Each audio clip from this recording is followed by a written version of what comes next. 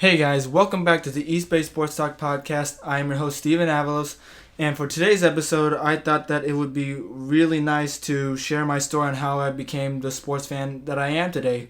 Just give you an insight on how it all began and such. But before I get into that, I wanted to go into a recap of the A's series against the Astros and a couple Raider updates. Alright, so the A's just wrapped up a huge series victory against the Houston Astros in Houston, putting them at the top spot in the wildcard standings, with now Tampa Bay behind them as well as Cleveland. And one of the significant things about this is that not only they beat Houston, who was a really dominant team towards the A's in the beginning of the season, A's have been able to muster up their offense and pitching against the Astros and have been starting to win more of their games against them, winning 6 out of their last 8 against the Astros. Another good thing about this as well is that this is the last team that they'll face that is either 500 or above, which means the A's are going to have an easy schedule for the rest of the regular season, hopefully, which will help guide them into a postseason berth, as the Indians and Tampa Bay Rays, who are trailing the A's, will have a much tougher schedule going on, facing against division contenders and all.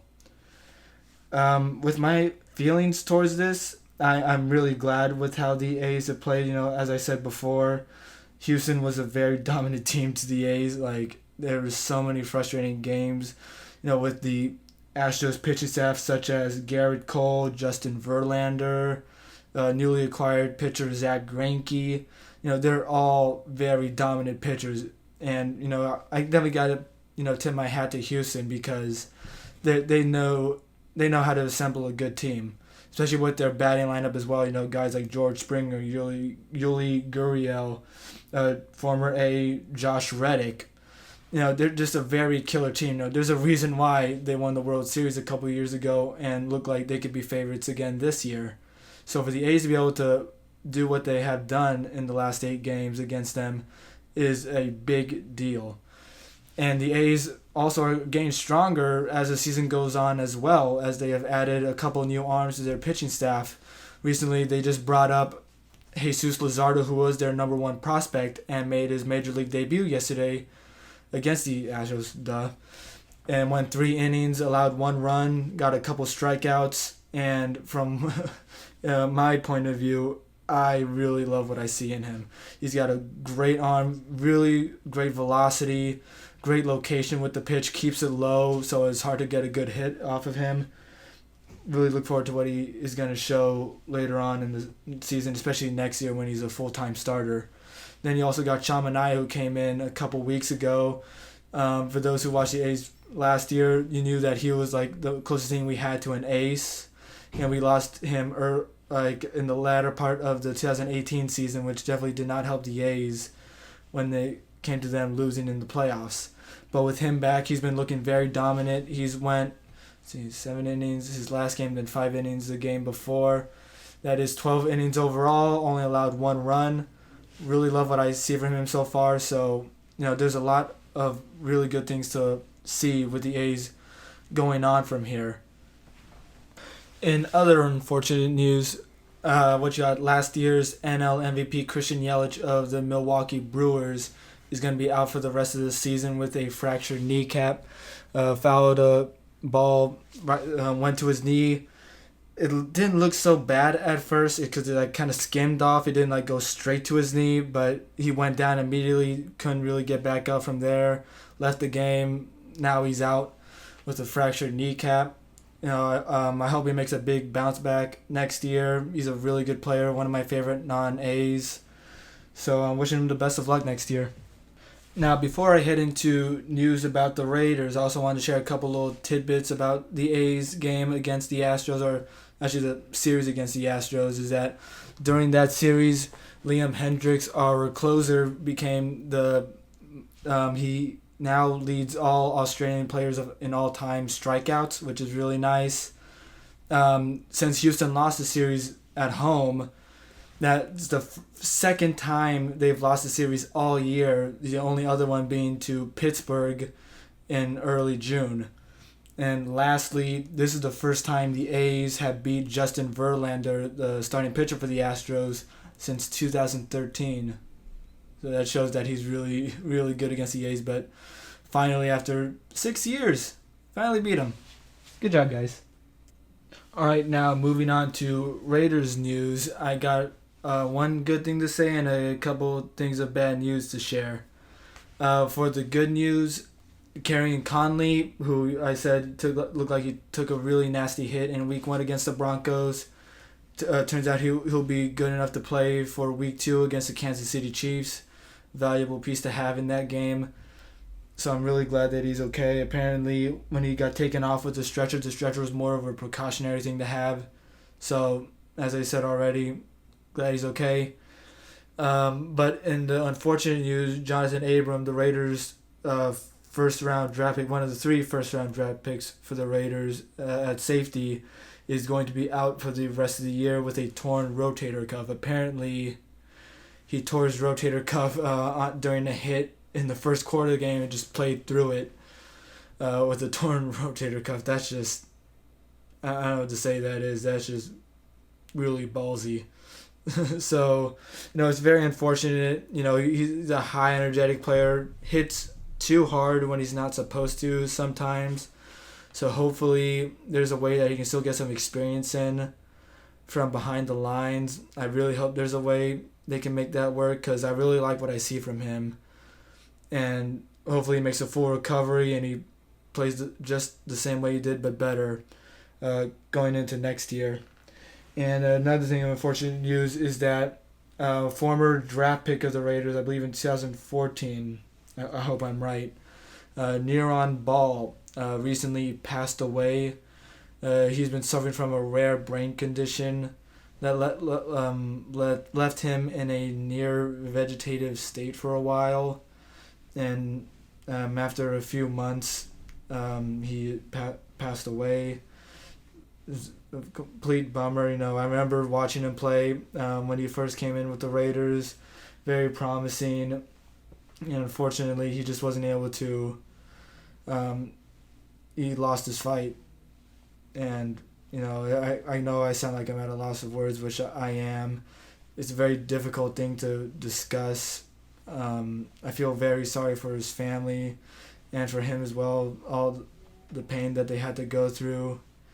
And I just want to wish them my deepest condolences. Rest in peace, Neron. Alright, so now that we are done with today's episodes of sports updates, now it's time to get into the main part, which is sharing my story on how I became the fan I am today. And some of you already know that I posted about this on my Instagram, asking for people to post questions to me about what they have for, all of that. And so I'm going to answer some of them. Like, one of the questions was, what was the first sport you really took interest in?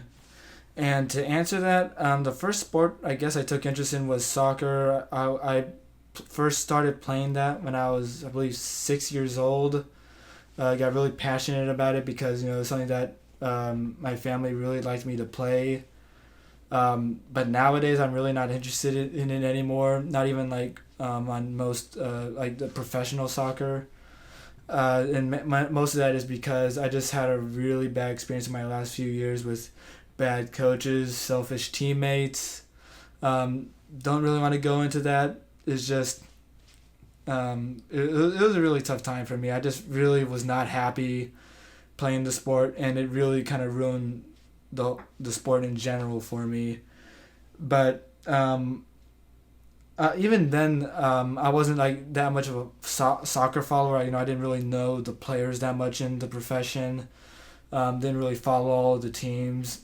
So, to give like a true answer to that question, it would be baseball. That was the first sport I really got into.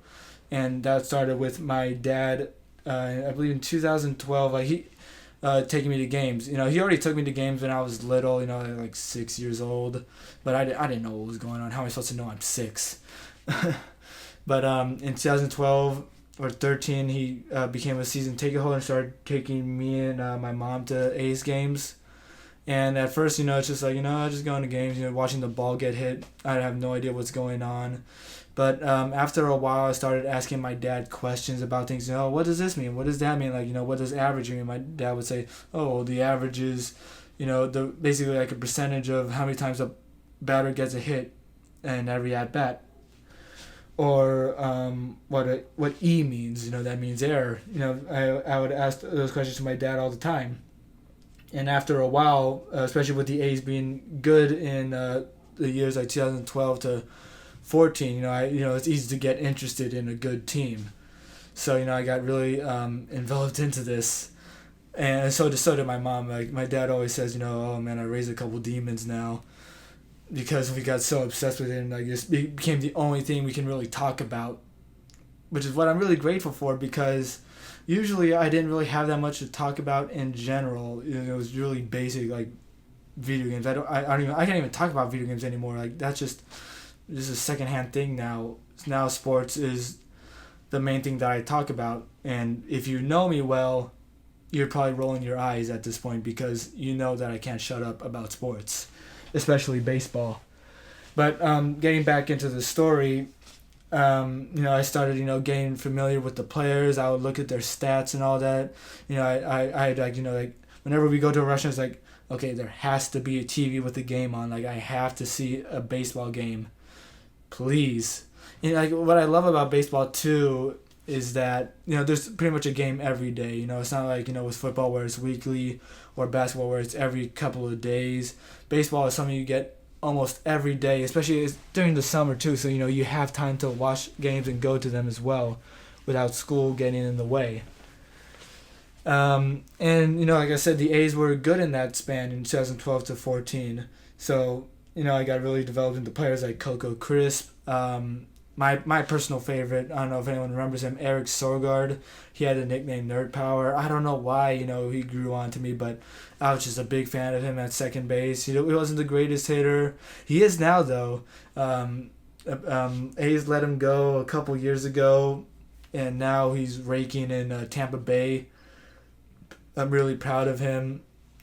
But after that 2014 season, as an A's fan, it became really difficult, with all the trades like Cespedes, Donaldson, letting go of other players like Brandon Moss, Derek Norris, so many all-stars we instantly let go of after that year. And so the team was just horrible from 2015 to 16. I'm going to give 2017 an excuse because they were a tad bit better and they did end the season well, but in 15 and 16, oh my goodness, it was so hard to watch this team. Like, I was like always yelling at the TV, just like, there's so many times I just did not want to watch the game, and it was just so hard to be a fan. And I'm only 15 years old at this point. I'm supposed to be mad about everything when I'm at that age. So it got really difficult. But, with 2017 showing some promise with young players like Matt Chapman and Matt Olson, and then 2018 where they have a underdog season, making the playoffs when no one thought they would, and like almost another underdog season in development right now in 2019. A's had a bad start, then they started working their way up, getting some new players. Like, some new players are just players just having career years, like Marcus Semien. And actually, you know what? I'm going to actually share something about Marcus Semien right now, just because I feel like it. Marcus Semien made his debut with the A's in 2015, and like I said, that was the start of a couple really bad years for Oakland, and he also had a couple bad years as well. He was decent on offense, okay, but on defense, every time the ball came to him, you had to pray that he would make it to first. Oh, so many times he overthrew it, threw it to the sides, or just threw it under to where the first baseman couldn't hold on to it. It was just so hard to watch. He led the league in errors. And I just remember I wanted him gone as soon as possible. Then in 2016, he started doing better. I'm like, okay, I could see the commitment, but he's still struggling. Then in 2017, he's out most of the year, but when he comes back in, I like what I see from him. Improved offense. His average keeps going up every year, and his error rate is getting lower. So I was like, okay, like, and I'm starting to, like, take note of this player. Like, now it's like a player that I don't mind having on the team. And in 2018, that's when, like, he really showed up into the league. He was a Gold Glove finalist. For those who don't know what a Gold Glove is, that's basically an award to say that you're the best player in your position defensively. So to be a finalist, that's a really big deal. And this year, honestly, I think he's deserving of a couple MVP votes. He's having a career year with home runs, average, defensive ratings. To go from someone who, many people wanted gone immediately, as soon as possible, to someone that could perhaps be a team MVP is a big deal to me. And that's why I admire Marcus Semien so much. All the commitment he put in, he could have just said, you know what, maybe baseball isn't my thing and quit. But nope. He kept working at it, kept trying to improve his defense and his bat. And I really appreciate him. All right, so now I realize I just went on a little bit of a tangent. Really sorry about that. Sorry, not sorry. But I'm going to get back into the story now. So, I was talking about the A's and all that, but now I want to go into being a Warriors fan. I went to my first game, I believe, in 2007. That was when they had a mascot. I believe his name was Thunder. I believe that, I really don't remember much from that year, to be honest. I started taking notice in like 2012, I think. Curry was on the team, so was Clay and Draymond. Warriors were starting to go on the rise. Like before that they were an awful team. My dad always would yell at the TV about that, and I didn't really understand what was going on. Like with every sport, to be honest, I had no idea what was going on when my dad was watching games. Like when I watched basketball when I was younger, it's just like, oh, they're just going back and forth and scoring. Why is it when that player gets hit, the other one goes to the foul line? This is confusing. That was me when I was a kid, but my dad also, my dad, my mom, and a couple of family friends of ours also got season tickets for the Warriors starting in 2014. And it was 2 seats that we all shared, so to help out with the pricing and all. And man, that I have seen a lot over the years. Just to name a few things, I was at the game when the Warriors, what was it? They made the record for the best start in NBA history with starting 16-0. No, was it 16-0? Yeah, 16-0. I went to that game. I've been to many finals games. I saw when Curry hit his 400th three-pointer to end the season. That game was also when the Warriors finished the season 73-9. No other team has topped that record ever since. And I know what you're probably thinking in the back of your head. Oh yeah, but they didn't win the ring that year. Guess what? Don't care. They still got 3 rings in that span. But there's a lot of great things I saw. And one of the funny things about watching games with my dad was that for 3 years, we always switch off on who goes with who. Either be my parents go to a game together, or I go to a game with my mom, or I go to a game with my dad. And for three years, first 3 years of being season ticket holders, me and my dad never saw a loss when we went to a game together. That was really nice to have between us. We were always the good luck duo, and whenever me and my mom saw a loss, we were the worst combination. It's not we still saw a lot of wins, but we also saw the most losses. And whenever we lost together, my dad would give us a phone call and say, "Okay, you guys are done. You guys can't go to any more games together." Which looking back at that is really funny. But also with seeing many great moments as a Warriors fan, I've also seen some bad moments. And nothing tops the worst one, which is, I don't know why I said it like that, but nothing tops Game 7 of 2016. I was at that game, and seeing Kyrie Irving sink the game-winning 3 against us was heartbreaking. I remember going in the car. I couldn't say a word. I wanted to cry my eyes out. I was that heartbroken. When I got home, I just went to bed and slept. It was such an awful day for me. But, that's what it means to be a sports fan. You got to be there for all the good moments and you got to be there for all the bad moments, or else what is it worth only watching good things? Because the losses are also what make the greater moments even greater, if that sentence made sense. Last but most definitely not least, being a Raider fan. What you call it?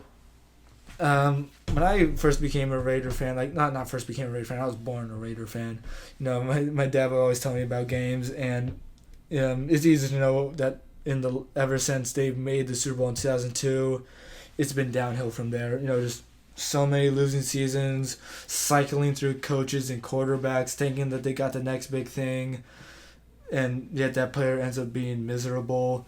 Just so many things that went wrong in those years. And I really started paying attention in 2014. I like 2014 was the year I really got into sports, if you've noticed. But that was when Derek Carr first came into the Raiders. We drafted him in the second round, I believe. Raiders were 3-13 that year. I remember, I first paying attention. I was like, man, Dad, you're not wrong. These guys suck. Just firing their coach after week 4, losing the first 10 games of the season. Was it the first 10 games? Is that right? I don't know, but either way, it took them a long time to get their first win. I remember when they got their first win, I was like, yes, they finally did it. And like one of my old friends, came to me and said, okay, dude, it's not the Super Bowl. Relax. It's like, it is for me, because I never see a win. But then there were some promising things after that. In 2015, Raiders had a so-so year, 7-9. It's not good, but it's also not terrible. So I'll take it. It's very promising. Then you had 2016 when they're 12-4. The best year they've had since 2002. There was so many heart-stopping games that I witnessed. Like against New Orleans, where that game was week 1 where they decided to go for 2 points to try to go for the win. It's like a win or lose situation, just taking a big risk and winning that game. It's like, oh man, they're really going all out this year. And they go 12-4, but the week before the season ended, Derek Carr breaks his leg. Such a heart-wrenching moment. I remember it was so hard talking to anyone again. Whenever teams do really bad or something like heartbreaking happens, I am like besides myself. Like, I'm just like I can't really talk to people. I get quiet, and that's all that's on my mind. That's how much I care. And then 2017, they have a disappointing year. 18, an even more disappointing year. But with 19, I'm gonna have faith. They're not a Super Bowl winning team, but I think they're starting to build the pieces that are necessary for building a contender. And what else should I share about being a sports fan? I guess I could show up on one of the questions that someone asked. Someone asked, is it difficult being an A's fan since they haven't had an amazing season in a while? Oh, man. I don't want to say that they haven't had an amazing season. It's not really been difficult lately. To be honest, it's always difficult being a fan of any team, because every team is going to have their ups and downs. There's going to be moments where you want to cheer, where you want to cry, or just want to scream in a pillow, which I've done many times. But being an A's fan does have its difficulties, because we've been known as a team for a while that they can make it to the playoffs, but they'll never do anything past that. Ever since like the early 2000s, the A's have made the playoffs I think 9 times, but they've only advanced 1 round in one of those years, which is very disheartening. Whenever we do good, the media always says, yeah, but are they going to get past that? What else are they going to do? So, to be constantly told that whenever they do good is very disheartening. But other than that, I'm still going to be proud. I've already been through some really tough times as a fan. And, the way I try to think of it is hopefully it can't get worse from here. Or at least from that point, 2015 and 16. Yeah. And some other things about being a fan of sports is that I sometimes can annoy people. Like I'm trying to talk to people about sports, and it's like, okay, is there anything else you can talk about? And the thing is, there is other things I can talk about, but I just really, really want to talk about sports. I always know lots of the stats. Whenever I'm at a family reunion, so my family will be talking about sports. My family's really big on sports. They all grew up in Oakland, so they all grew up being the fans of the same team that I have. Of course, I pretty much inherited that from them. But, they'll be talking about sports like, oh, how'd that game go? And they know how much of a big fan I am. They'll just say, ask the boy. He probably knows. And that's when I just turn my head like, somebody called? And usually they ask me, and I do know what happened. And, I honestly like that. Some people might not like being known as the geek, but I love it. I love being relied on for sports information. And that's why I made this podcast, because I want to pass down the information that I have and the passion that I built up onto everyone that listens to hopefully one day care as much as I do. And I'm not saying that you guys don't care at all. I bet all of you care because, you're listening to this in the first place. All 80 of you. I think there's 80 views on my first video by now. So thank you. Alright, so in between the pauses that I've been taking with today's episode, I'm starting to realize that I went on a lot of tangents today, just like, really going off course, with today's subject. And I just really want to apologize for that. I can get really carried away when it comes to some of this stuff, but I promise I'll do much better next time. I'll be much more organized and all, and I won't, have slurred sentences and such. But with some last few things that I want to say is that you can already tell that this is evidence that this is how much of a big sports fan that I am, that all of this just means so much to me, and that I just want to give a quick shout out to my mom and dad, because of them, they made me they did a lot for me to make me the sports fan that I am today, and especially my dad. I don't know if he knows that I've said that enough. I haven't said it enough. I know. So hopefully when you hear this, I just want to say thank you. Because without you, I wouldn't be doing this podcast. I wouldn't be talking about sports all the time. I wouldn't be annoying people all the time about sports. There's been so many memories that me and my dad have had. And with my mom as well, we have seen many, many great things. I'm just gonna name off some other examples as well, like when both me and my mom went to both back-to-back no-hitter games. Back-to-back years, to be more specific, that the A's have had. And with my dad, probably the biggest moment that I've had with him in sports is what I mentioned earlier when the Warriors finished their 2016 season with a 73-9 record. That was just something that me and my dad like to brag to people about all the time. Plus, when Curry finished the year with over 400 threes, this is something that I really cherish with my dad. And so, the last thing that I want to leave you all off with is just that if it wasn't for my dad, I wouldn't be the same sports fan that I am today. So, Dad, if you're listening to this, thank you. Well, that about wraps up today's episode of the East Bay Sports Talk podcast. I just really want to say thank you to all of those who listened to episode 1 and helped spread the word about it. I really appreciate all the help that I've gotten from everybody. It means so much to me for those who listen and all that.